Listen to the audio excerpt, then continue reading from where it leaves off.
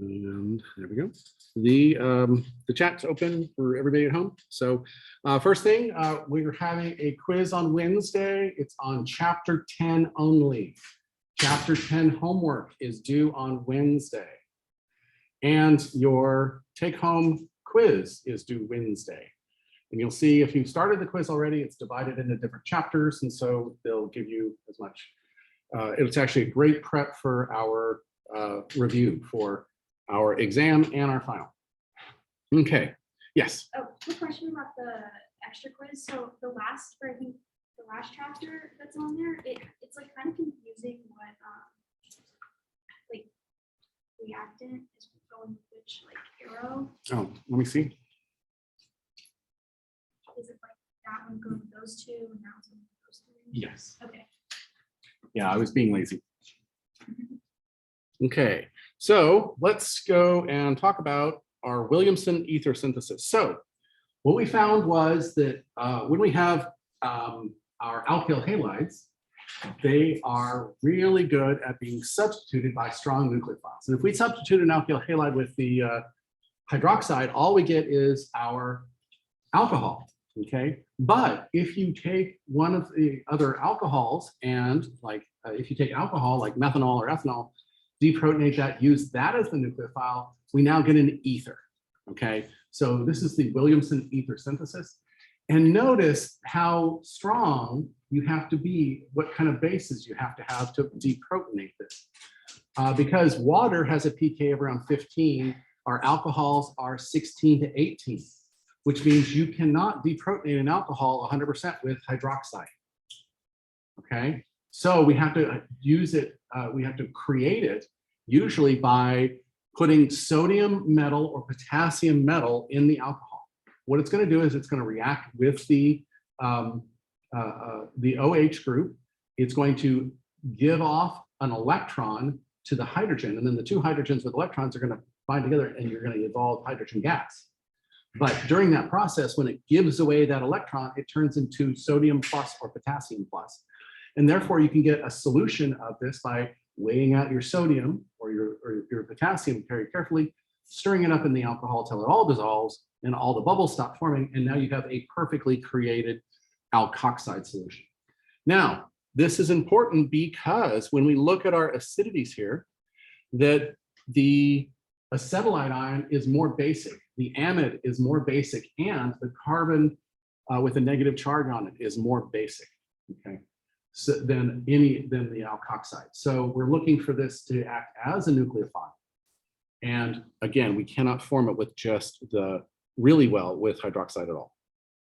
Okay, so now we're doing this substitution reaction, and so that's kind of cool, but there is a better way to do a synthesis with, if you look at your unsymmetrical ethers, okay? The better way is to try to force it to go your SN2 reaction on a primary alkyl halide, if at all possible. Why?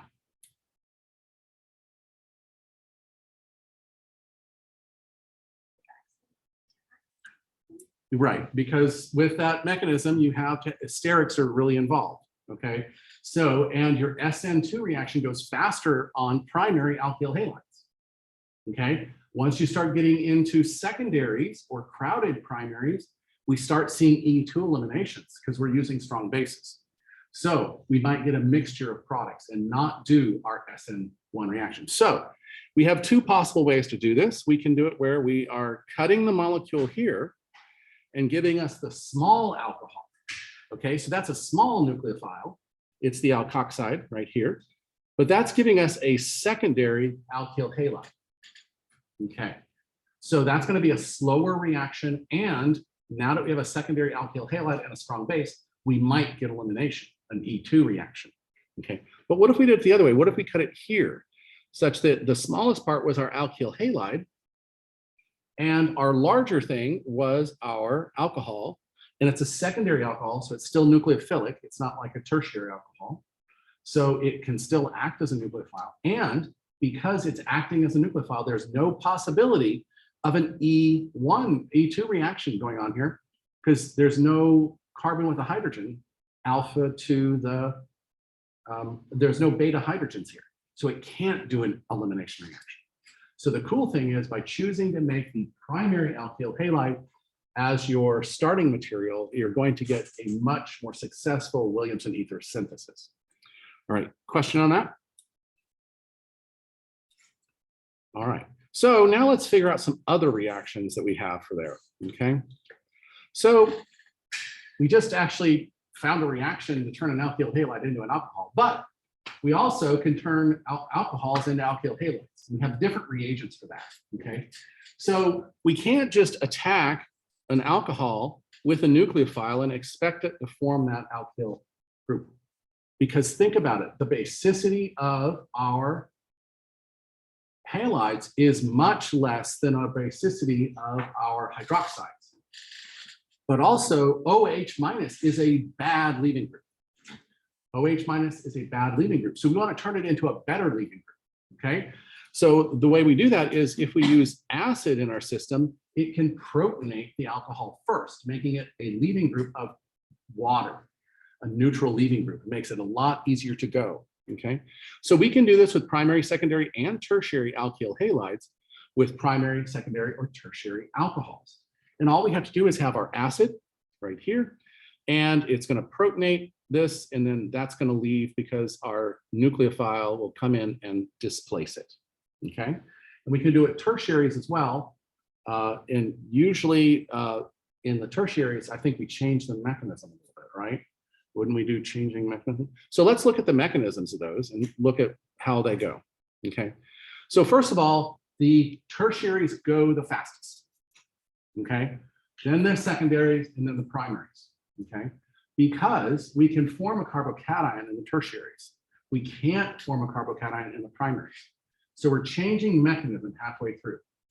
For primaries and methyls, we're gonna go through an SN2 reaction, okay? So we're gonna go through an SN2 reaction.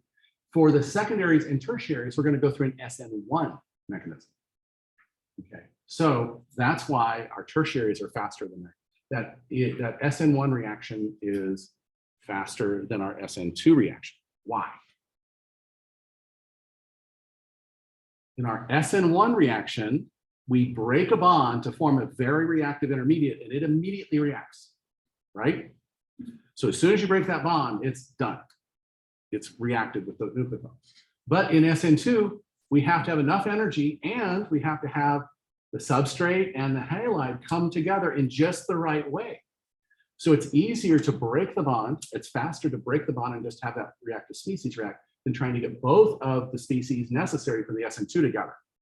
So the SN2 reaction is actually slower, okay? Unless, I mean, even at, you know, you still have to get both of them there with enough energy in the right orientation.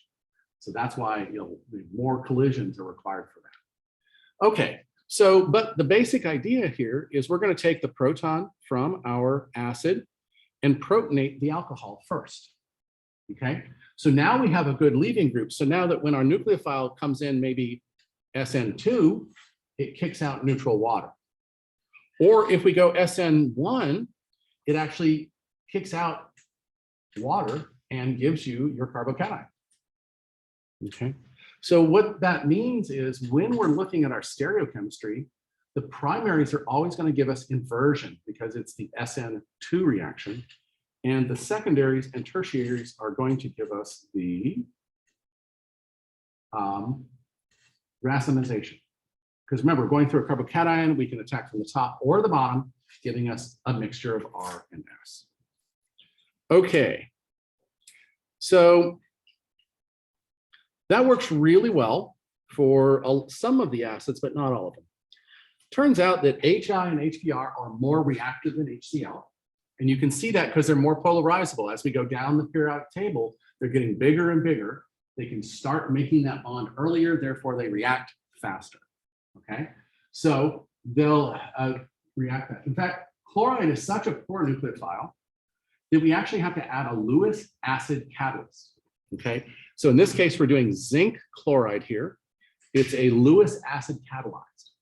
But unlike the proton that we just transferred before, this is also going to help the oxygen be a better leaving group. This is a common theme. We're going to do this a lot today. Okay, so in this case here, when we have a primary alcohol, we can't go through that carbocation, and therefore we have to have it leave. And what happens is the lone pair acts as a Lewis base, attaching itself to the zinc.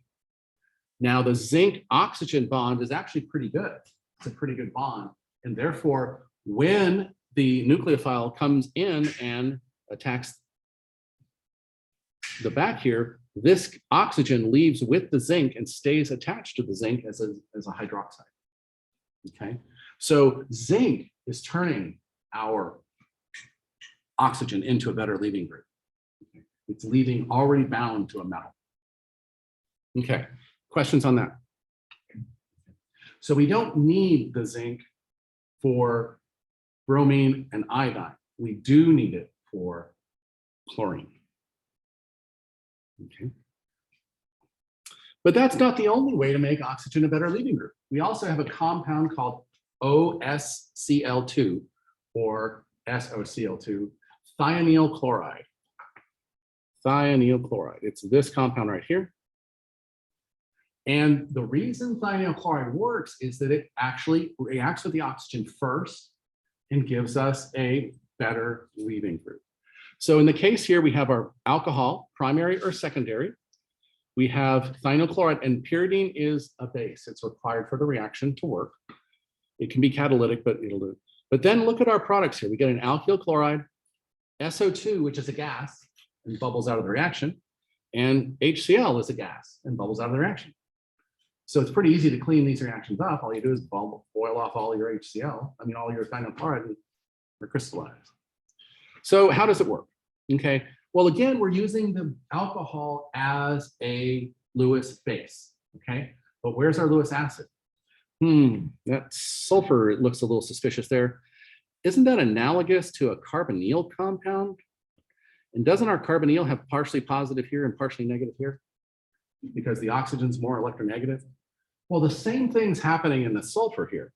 So what's going to happen is this is going to be partially positive, and the oxygen is going to be partially negative, and therefore our Lewis base is going to attack that electron deficient sulfur. When it does that, it kicks out a chlorine. And so it still only has, so the sulfur started with 4 bonds here, and it still has 4 bonds here. Okay, so it hasn't changed oxidation states or anything.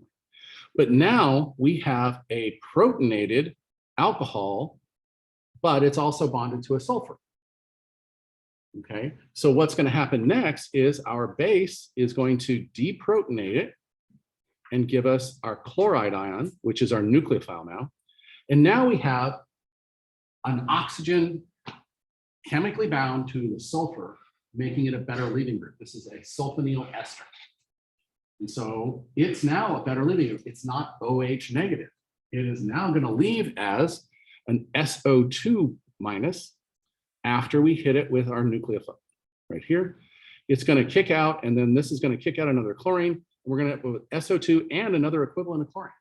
So both of the chlorines on thionyl chloride work at halogenating the material. And again, we still have 4 bonds to the SO2. It didn't change. It's just 2 carbonyls, so it's like CO2. And we have our chlorination. So this works great for primaries and secondaries because we have to go through an SN2 mechanism. Okay? We're just making it a better leaving group. It's not leaving on its own. Okay, so making things a better leaving group is going to be we're going to see that happen a lot. We've done it 2 ways now.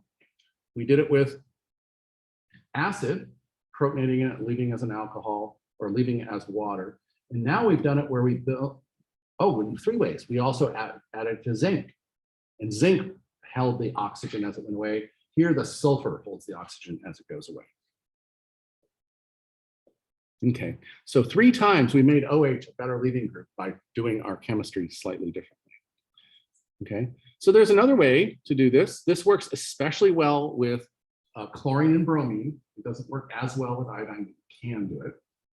And in this case here, we have PBr3.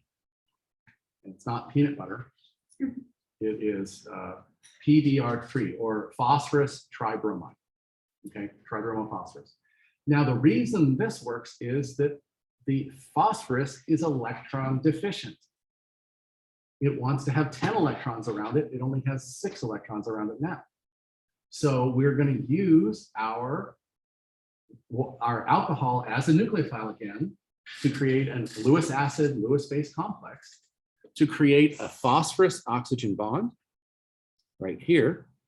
When it creates that phosphorus oxygen bond, our bromine can come in acting as a nucleophile, and this leaves as HOPBr2.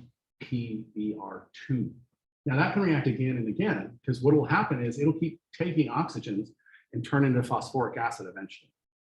Okay, but in this case here, we're going to stop at that. Again, we've made the oxygen a better leaving group by already attaching it to another atom. We've done zinc, we've done sulfur, and now we've done phosphorus. So this works primarily with primaries and secondaries, and you'll get really good yields with the bromides and pretty good yields with the chlorides. Okay. So now that means we have all of these things at our disposal. Notice we only have one that gives us iodine. Okay, just the HI. It works so well, there's no reason to play with it. You can just do that well. But we have 3 for chlorides. Okay, primary alcohols need help. Catalysts. Primary alcohols need help. We need a better leaving group here. Primary and secondary alkyl halides for these 2. We're making better leaving groups, PCl3 or SOCl3, Cl2. So we can make bromides with 2 reagents. We can make chlorides with 3 reagents. And we can make iodines with 1 reagent. Make sure when you do your reactions that you put down them all as separate reactions so that you can make sure that you can make the different types of groups. Okay. So now we're going to continue on that theme. We're going to make oxygen a good leaving group by changing the group into a sulfonic acid derivative, or a derivative of sulfuric acid. And the most common of these is what we call the tosylate. Now, tosylate stands for para-toluene sulfonic acid. So this part right up here, this is toluene. It's a methyl group on a benzene ring. And then this right here is our sulfonic acid ester on this particular one. And what we're going to do is we're making it, that oxygen is now bound to a sulfur. When that pops off, that anion that it forms is really, really not basic at all. It's really easy to get it to break off. So you'll see this a lot as the OTS group. And the OTS group acts like any other halogen. It's just a leaving group. So if you see OTS on there, you're going to want to substitute that or eliminate that to form a double bond. Okay, so, and the 2 abbreviations are TS and OTS when you have it on there, because it's really hard to draw the benzene. Okay, so, let's see, how does this work? Okay, so the idea is we form the OTS group here by reacting the tosyl chloride, or the chloride derivative of it. So it's like the acid chloride or thionyl chloride. So what it's going to do is it's actually going to react with the oxygen. The oxygen's going to act as the nucleophile, hitting the sulfur and kicking the chlorine out. Okay, so when it does that, we get this group here. And that means it's going to be, this is our leaving group. This one's going to leave. Anytime you hit anything with a nucleophile over here, it's going to be gone. Okay. So it's actually -2 right here. Para-toluene sulfonic acid has the pK around 2, which makes it a very, very weak base. Okay, but why is it a weak base? Well, it has resonance contributors. That oxygen can be, that negative charge can be on any of those 3 oxygens, making it really not nucleophilic and making it very easy to leave. It's got 3 resonance contributors to stabilizing that negative charge, so it's a good leaving group. So we found another way to turn oxygen into a better leaving group, like reacting it. Okay, so what happens once you got your tosylate on there? Well, you have 2 options. We can do an SN2 reaction if the nucleophile is strong, and that'll give us a substitution reaction, which usually gives us an alcohol or an ether. Okay. Or it can do an E2 reaction, elimination reaction, if you're using a big bulky base. Notice what this base is right here. This is T-butoxide, as there. It's a non-nucleophilic base, and therefore you're going to get the E2 products. It's going to be, so we have beta hydrogens here so that we can actually do our elimination. Okay. Because the OTS or tosyl group is so good, you know, either one, it'll do either reaction. Big bulky base will give it an elimination. Small good nucleophile will give substitution. Okay, cool, right? So are there other possible derivatives of this sulfur thing? Well, actually there are. There's 3 derivatives that are commonly used. The first one is methane sulfonic acid. So it has a methane on it. We call that the mesyl group. So that's MS. So it's MS or MESO3. Either one of those can be used as SO2, sorry. And so if you actually make the mesylate, which is the mesyl ester, the sulfonic acid ester of your alcohol, then that becomes your leaving group. And whatever R is what is going to be whatever your nucleophile is going to be attached to when it leaves. Then, of course, we know the toluene. And so that's the tosylate when we form our tosylate.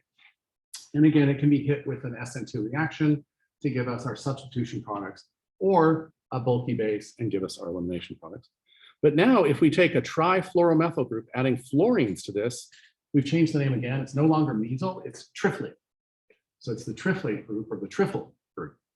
And sometimes you want this a little bit stronger. It's going to be a little bit stronger acid when it's pulled off. And so you might want to, this might actually fall off a little easier because it's a stronger acid than the paratyrylene sulfonate. And it's TF or CF right here, CF3SO3. And again, all we're doing is creating that bond to sulfur to make them all good leaving groups. So you have TS, MS, and TF, trifle, mesyl, and tosyl. Okay. All right. Questions on that? Okay. So now we can take any alcohol we want and convert it into something that has a really good leaving group on it, and we can have substitution reactions to form any of those reagents we made in chapter 6. Remember, there's like 10 different things we could do, but all we have to do is change the nucleophile. Okay. So in reviewing all of these, we have a bunch of different things we can do here. Now notice we're not just doing substitution reactions, we're also doing elimination reactions because they can run hand in hand depending on what you want to do. In the case of our alcohol, we can do an elimination reaction with just acid, okay? And that'll give us an alkene. Turns out that'll also work with POCl3. But we have POCl3, which we learned in the previous chapter. We also can react that with ketones to create a geminal dihalide. Now, if we're looking at the acids, the next acids right here, we can create it to give us the alkyl halide here, and then either react it with a nucleophile, and if we react it with a nucleophile, we get substitution. However, if we react it with a base and there are beta hydrogens, you're going to get elimination. Okay, so X could be anything. S could be tosyl. X could be, and this one it's going to be chlorine, iodine, or bromine. Now, don't forget, we also have thionyl chloride to make the chloride. We have the PBr3 to make the bromide, and HI is the only way to get to the iodine. Now, you can also do it where we make the tosyl group using that.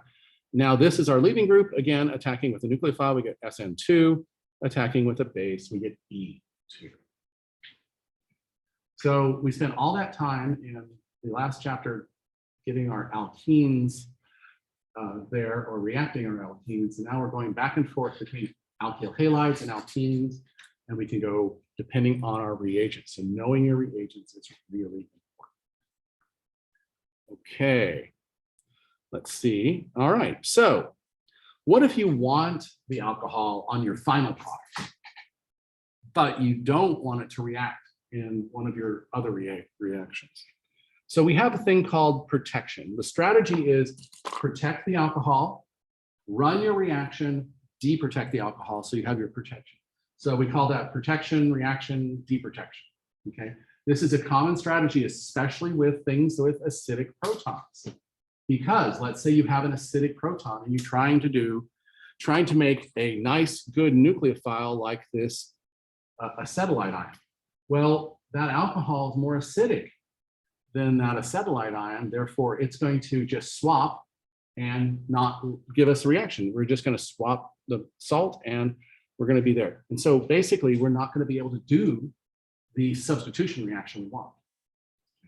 So what we're going to do is we're going to take this alcohol, and this is isobutylene, and isobutylene with a catalyst will react the lone pairs is going to attack the center carbon because it's the most substituted carbon and give us this T-butyl alcohol group. Okay. So it's not necessarily making it a better leaving group. We actually just turned it into an ether. An ether is not a very good leaving group. So we're going to have a carbon anion on one or the other. So it's very stable. It's not going to react. So now we got rid of our acidic proton right here by creating this T-butyl ether here. Now we can do this reaction with acetylene and do the substitution on this end of the molecule to get our new carbon-carbon bond. And then at the end of the reaction, we can just break it off with a little bit of acid and water, and it turns it into T-butyl alcohol, and we regain our alcohol. So that's how we can do synthesis, even though we have an acidic proton on an alcohol. Protection, reaction, deprotection. So is that the only kind of ether we can do?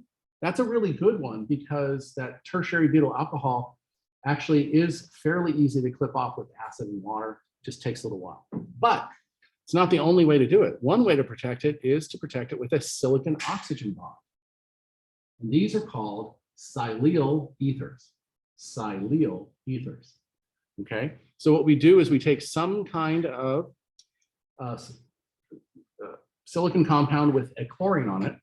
Then we're going to have nucleophilic attack at the site of the chlorine, at the site of the silicon, giving off HCl and creating our new our new Cylil ether.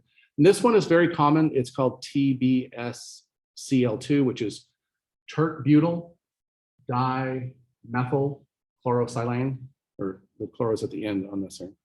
But you can also use trimethyl. That's used a lot too. And it'll just be TMSCl. Either way, what it does is it creates that Cylil, that Cylil ester group. And that does clip off with esters, but silicon has a very special property, is it makes very strong bonds with fluorine. So instead of having to put acid in there, which might mess up things, what you do is you just put a little bit of fluoride ion there, shake it up, and the reaction's done in like 10 minutes. It's amazing. And so it's very selective. It'll only clip Cylil ethers. The other ethers will stay intact, but only Cylil ethers will be clipped by this. So you can actually protect one alcohol with one group, one alcohol with another group, and selectively pick which one you're going to liberate.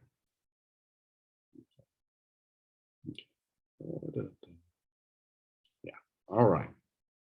So I said before that, you know, ethers are used as solvents because they're really stable. They're really resistant to strong acids and bases unless you really, really hit them really hard with a couple equivalents of acid. Then you can start to break them apart, okay? So in primary and secondaries, you tend to get the SN2 reaction to open these up. In tertiaries, you tend to get an SN1 reaction. But you can't just use one equivalent of acid, because what's going to happen is on the first equivalent, you're going to get it down to where you have one of them broken off and you're going to have a leftover alcohol. And that leftover alcohol is going to react again to give it. So let's look at the general reaction. We have, let's say we have two primary alkyl halides here.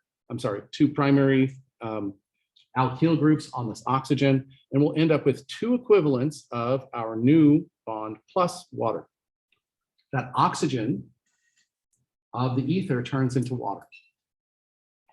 Okay, so if we had an unsymmetrical ether, what we're going to end up with is one equivalent of the methyl for this side, 1 equivalent of the ethyl for the other side, plus 1 equivalent of water. If it was symmetrical, you get 2 equivalents of the same one. But in the case of something like this tertiary butyl here, we're probably going through an E2 reaction here because of that. And we're going to see 2 equivalents is going to give us our iodine, our tertiary iodine, and our primary iodine. Okay. So these are very common. We've already talked about a couple of these as being our polar aprotic solvents to do things.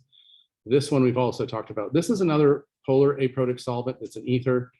But the one that's really neat is this one. Come on, that one right here. So this one right here is dimethoxyethane. And so by just changing how many units you have in the middle there, you can get higher and higher boiling points and have a very, very easy to, a very nice reaction because it's the ethers make it chemically non-reactive or poorly reactive. Okay. And then the last one here is tert-butyl methyl. And this is actually used as an additive in gasoline. Okay. So if they're trying to get it out because it has a weird smell and it's environmentally persistent. So they're trying to get rid of it. But again, it's got a very stable that's a T-butyl group there. So that's a very stable thing. It doesn't really break down very much. It's very hard to do. Boiling acetic, boiling, HI is sometimes used. Yeah. All right, so what's the mechanism? Obviously for third tertiaries, we're gonna go through a carbocation mechanism. So the first thing we're gonna have is protonation of our ether to give us our first product here. Then, of course, we can break this bond because that gives us a tertiary carbocation.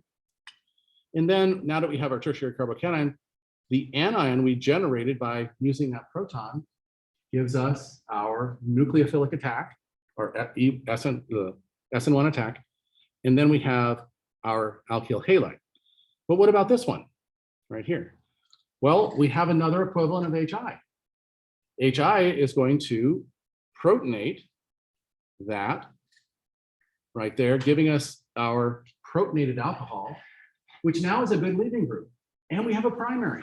So guess what can happen? The iodine we just made here can act as an SN2 nucleophile and substitute on that methyl group. And so we're going to come in as a nucleophile, kick out water, and generate our alkyl halide. Okay. Wow. I never showed you a reaction that you had an SN1 and an SN2 in the same thing. But now, starting to get there. Okay, questions on that? Okay, so the HI and the HBr are one of a few ways to clip these ethers. They're very stable, other than the epoxies, the 3-membered rings. We're going to talk about those next. Okay. So these need to go down in your reaction diagrams. And I'll talk about reaction diagrams at the end as well. Okay, so we talked about epoxy being that little ring and how much it wants to pop open. Well, it turns out we can make it, form it by taking a halohydrin and adding a little bit of base. It's going to deprotonate the alcohol.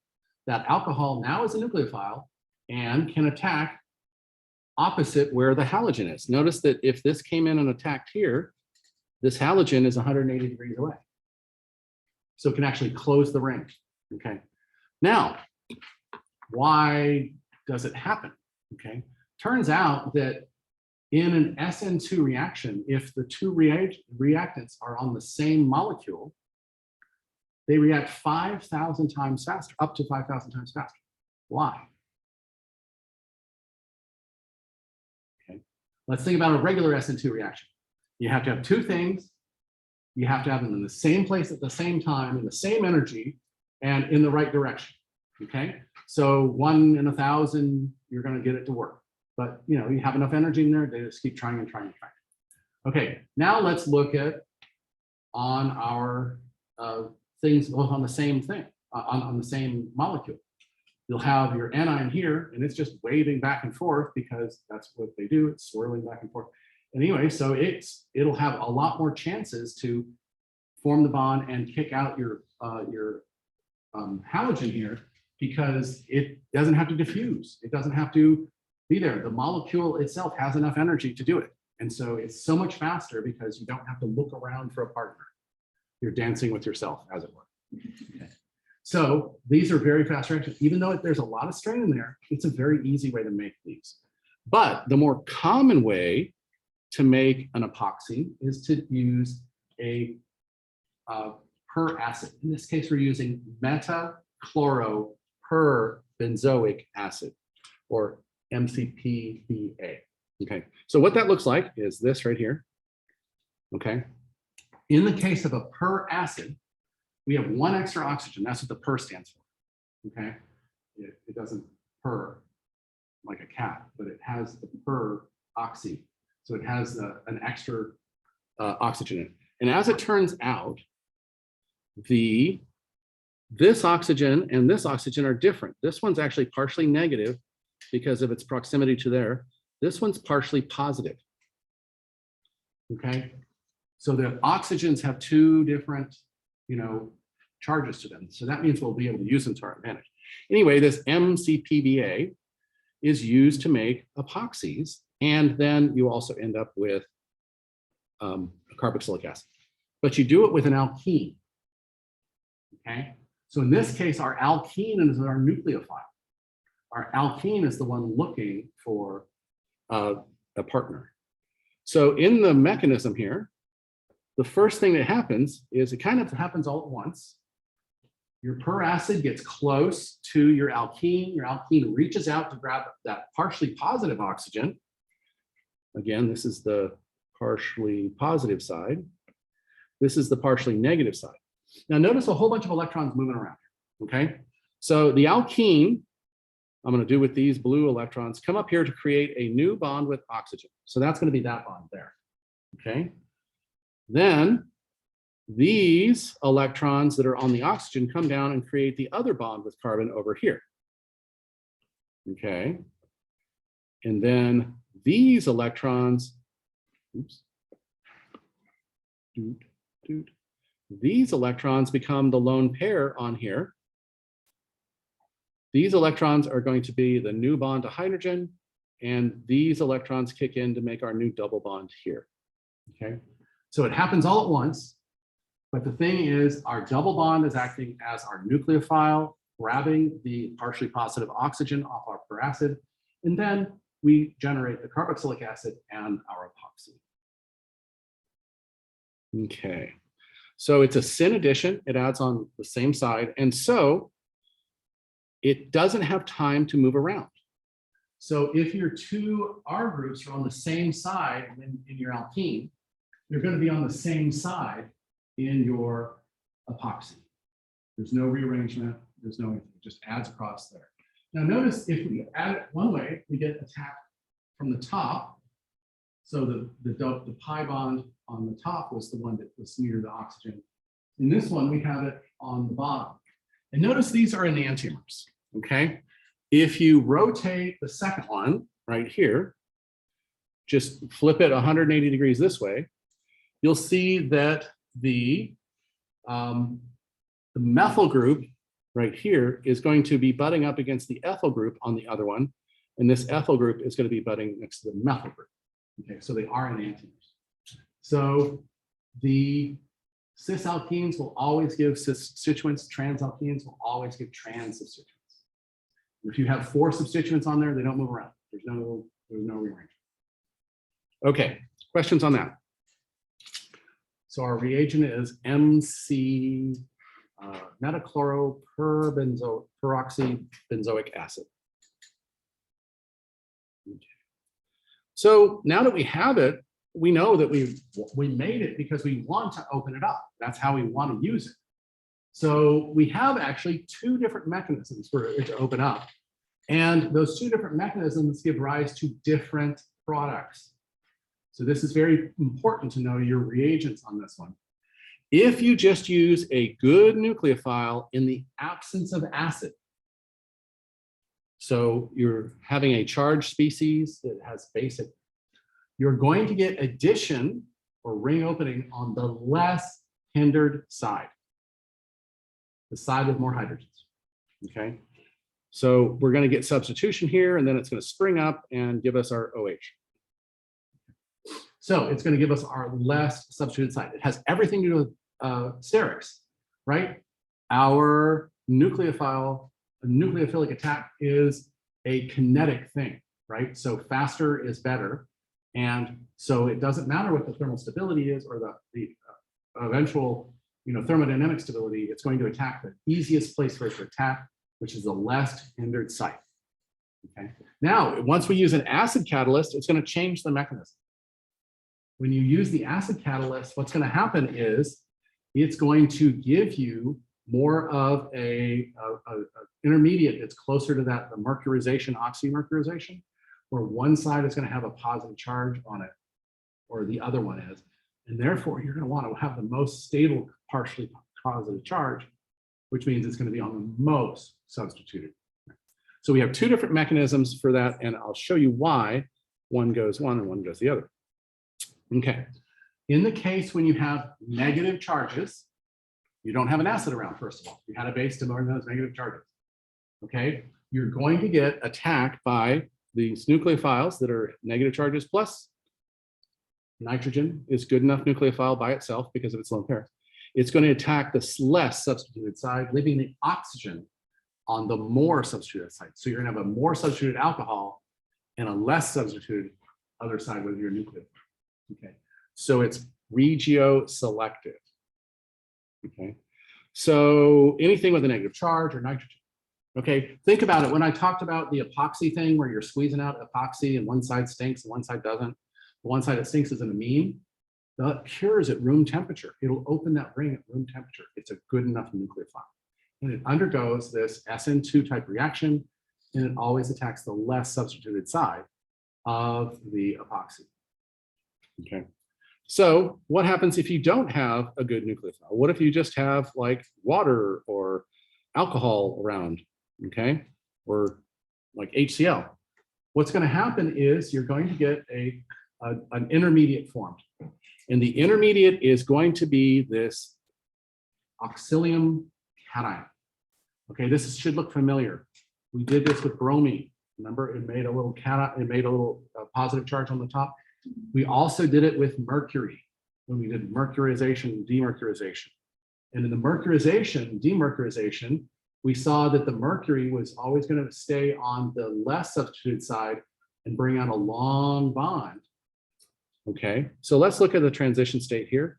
What's going to happen is because this is a primary carbon and this is a tertiary carbon, we're going to have more positive charge on the tertiary carbon because tertiary carbons or carbocations are more stable. That means that when the nucleophile comes in, it's going to hit the more positive side. Now let's look at the other transition state where it was going the other way. We're having our partially positive charge on our primary and not on our tertiary. So it's not going to go that way. So it's not going to go to the less hindered side because we have that positive charge there. And therefore we do not form the product with the alcohol on the more substituted side. We have the product where the incoming nucleophile is on the more positive side. Okay. So two different mechanisms. Good nucleophile, negative charge, think less hindered, think kinetic. Acid catalyzed, think thermodynamic, equilibrium, more substituted side. So questions on that? All right. Nope. All right. Okay. So let's see. So we have these reactions where we can get these syn diols. Okay, they're both on the same side. We got that because the intermediate was the metal and the oxygens came onto the alkene and formed a metallate ester. And then we reduced those off or oxidized them off, reduced them off to give us the syn addition. But what if we wanted an anti-addition? What if we wanted one hydroxide on either side? We have to use a different reaction. So I think we can use the epoxy reaction because we know that's anti-addition.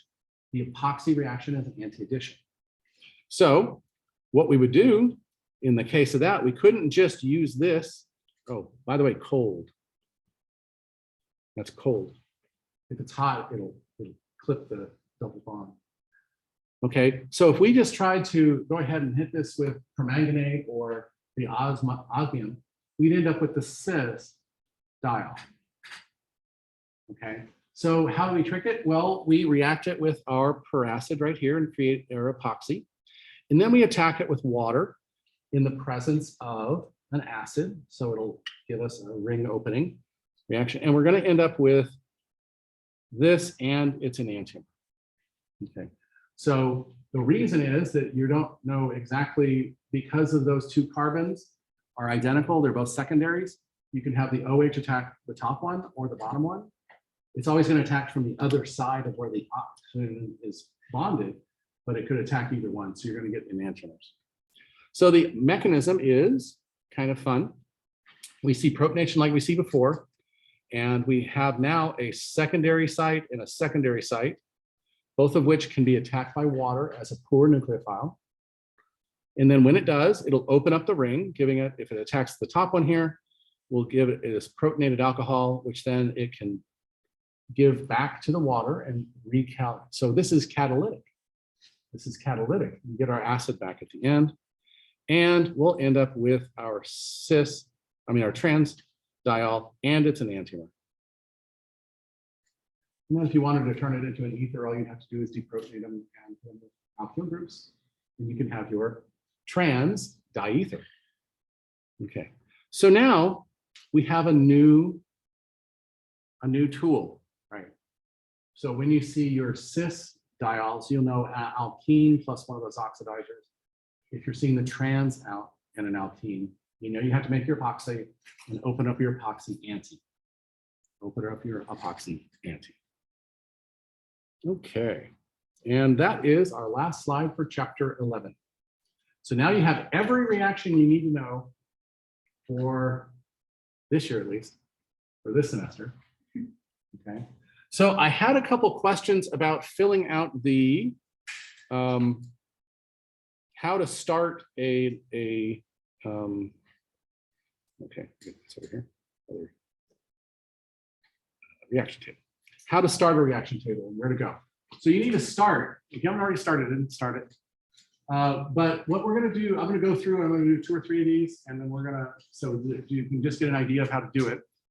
The type of reaction, so we can, things like substitution, addition, elimination. Those are the types of reactions. So let's do one of the ones we did here. We're going to do substitution. We're going to take our general substrate is going to be a primary alkyl chloride. No, an alcohol, primary alcohol. And the product we want is going to be the chloride. So it's going to be R primary alcohol, R primary alkyl halide. Okay, so what can we use for this? We've just learned it today.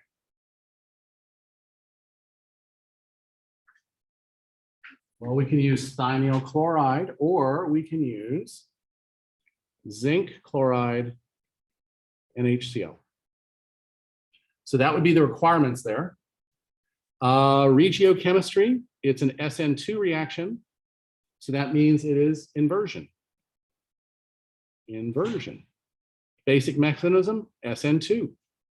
Other, only chlorine. Right here, and that's chapter 11. Okay, so that's one way to do it. Or we can also do, let's see, substitution. We can look for any alcohol. So we're going to do ROH, primary, secondary, or tertiary. And our product is going to be an iodine. So what's our reagent? HI. And so we have SN2 for primaries and SN1 for secondaries and tertiaries. And it's going to give inversion for primaries, but racemic. Obviously, you'll write smaller and prettier than me. Do we see how we're filling out this chart right here? And then you have to go all the way back to the reactions, like the SN1 reaction is just an SN1 reaction, but there's all those different nucleophiles to make different things. So I think that might help some people really get on the ball. We learned about 15 reactions in this chapter alone. So you'll really be filling out your chart. All right, so for the quiz on Wednesday, it's going to be chapter 10 only, radicals. So know your radicals. After that, we'll have, I'll also have an activity, in-class activity, which is kind of like the, in the homework, the thing that has the, what I call the scatter reaction, where the single reagent's in the middle and you have a whole bunch of different things. We're going to do multi-step synthesis and retrosynthesis activity in class after the quiz on that. And then we'll start the review. Now, you might have noticed that the review is already posted on our, where is it? Preparing for the final exam. I'll start going through that after on the following Tuesday. We'll have Tuesday, I'm sorry, the following Monday. We'll have Monday and that Thursday to do all of our reviews. We'll have our last quiz, and that'll just be on chapter 11. And then we'll have our exam the following Monday. And then our final exam the following Monday. Okay? So, but we can do it. Okay? And make sure you double check at the end of each chapter, there's like a summary of reactions. Make sure you get all of those reactions on your things. And one thing I would suggest is when you get to the HBr adding across the double bond and going Markovnikov, right underneath that one, you do HBr with peroxides going anti-Markovnikov. So put those two together. Yes? Should you also put like the names of each of the reactions? If that helps you, yeah. But you know, like some of them are simple, like SN1, or but things like hydrohalogenation or hydrobromination, debromination, yeah, those kind of things. That would kind of fit in the other section. And so I think I have this posted as a Word document, so you can actually change it if you want. You can add columns or make the columns bigger or whatever. I actually used to do it on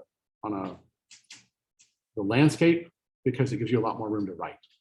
So if you convert it to landscape and makes your boxes bigger, you can put another column in if you want it. Okay. Questions on that? I'll do this at our next class, but on next Monday. All right. All right. Thank you very much. We're a little early, but hey. All right. I'm going to go ahead and stop recording.